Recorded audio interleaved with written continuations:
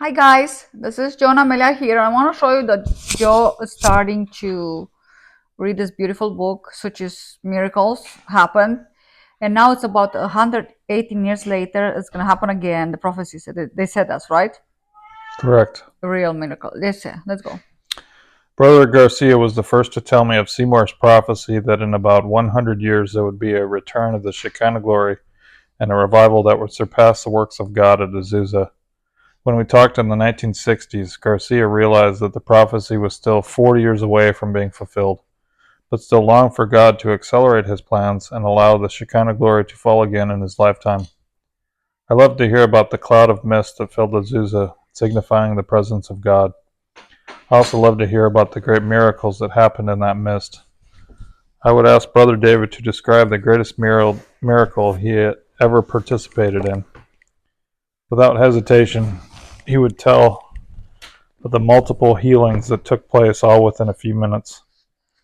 There were 2 women and a man, all with crippling arthritis, who couldn't walk. They were in wheelchairs and had come from a nearby nursing home. One of the women couldn't even feed herself. Brother Garcia asked, "Did you come to get healed?" All 3 said yes and nodded their heads.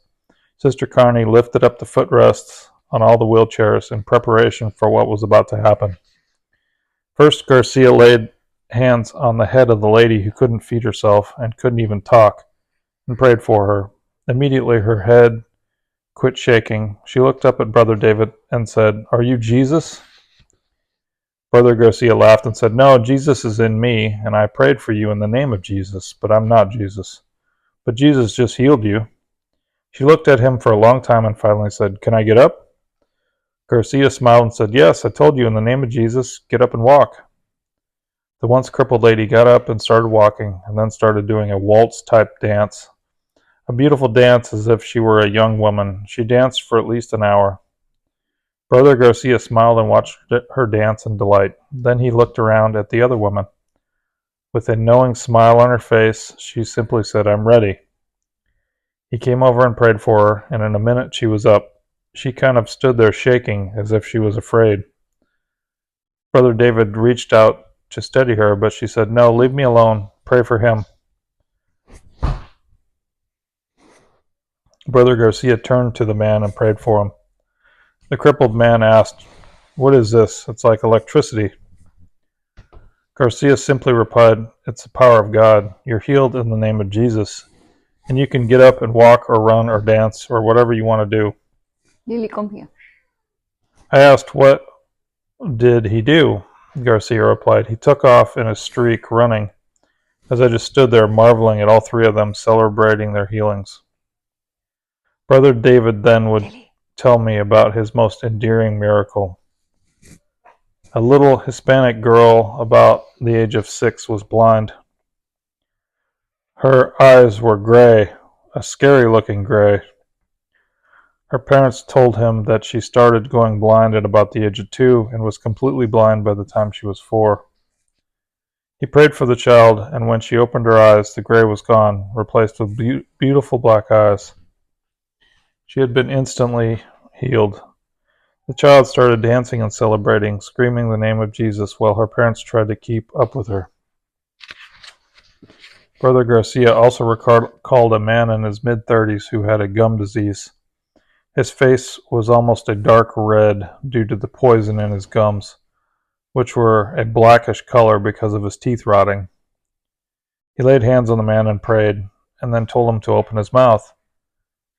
He asked the man if he felt anything, and the man replied, "Yeah, I feel something." Brother Garcia said, "I don't think so. You didn't feel anything because nothing happened here. Close your mouth again." Shh, Onyx. That's okay, I'm gonna take him out.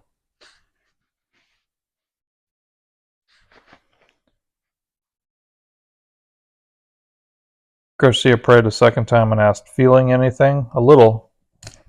Garcia replied, "We're not getting it done." Before he prayed a third time, he asked, "Do you believe God is going to give you new gums and new teeth, and He's going to clear up this infection in your face? Do you understand that is what we're praying for? You're going to get healed." In obedience, the man said, "Okay." Garcia prayed, and this time the redness disappeared from the man's face. When the man opened his mouth, his gums were turning pink, and to Garcia's astonishment, he saw rotten teeth heal. By the time the man left the meeting that evening, he was completely healed. I had the privilege of meeting the man's son, Bill, at Pisgah when Brother Smith introduced me to him. I had several conversations with Bill and finally asked the question I was dying to ask. Bill, I said, did your dad have bad teeth when he died? Bill just grinned at the question and told me that, in fact, at the time of his death, his dad had a full set of perfect teeth in his head. They say how old was he when he died? No.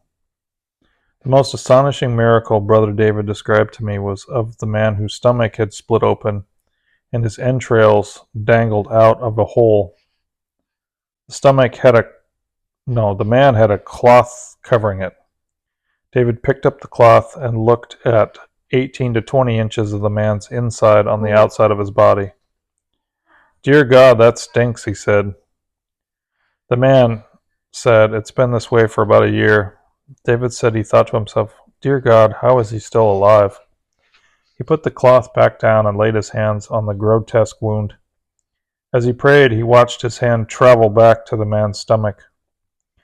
Brother David said, I didn't know what to do. I just stood with my hand on his stomach.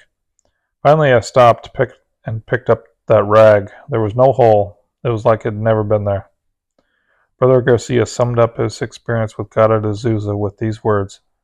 When you came into Azusa, you got healed. The more you attended, the more faith you had, and the more things would happen. Because your faith was building up as you saw other people believing, you soon had no doubt that when you walked up to someone that he or she was going to get healed. After a while, it was easy to have the boldness to walk right up to anyone and proclaim, God is going to heal you tonight. There was no room for any seed of doubt in this fertile soil of faith. Okay, let's stop.